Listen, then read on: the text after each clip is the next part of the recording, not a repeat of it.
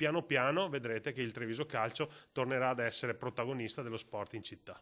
L'obiettivo è stato centrato. La nuova era del Treviso Calcio è pronta ad iniziare, parola del sindaco Mario Conte. Siamo da troppi anni delusi delle realtà che hanno preso per mano il Treviso Calcio, abbiamo deciso di dire basta, nascerà una realtà molto territoriale grazie appunto a questa voglia di mettersi in gioco di molti imprenditori che andranno a costituire un consorzio proprio sul modello vincente che oggi si sta vedendo protagonista nel mondo del basket con grandi successi. Oggi ci sarebbe stato un primo incontro con il notaio in vista della firma decisiva che siglerà la nascita del consorzio nel quale potrebbero entrare a far parte anche vecchie glorie del calcio Treviso.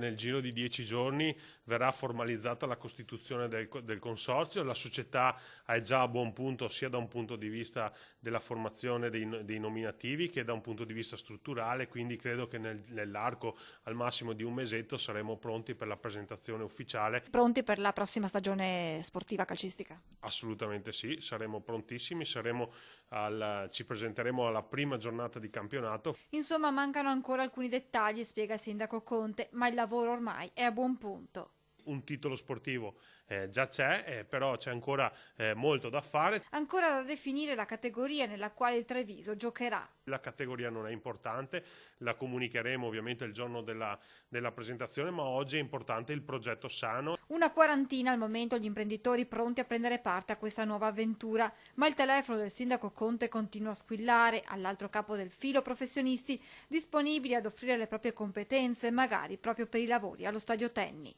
I lavori all'interno dello stadio sono cominciati perché abbiamo cominciato a prendere per mano il manto erboso perché vorremmo che tornasse quel famoso manto che si era caratterizzato in tutta Italia come uno dei migliori manti erbosi d'Italia.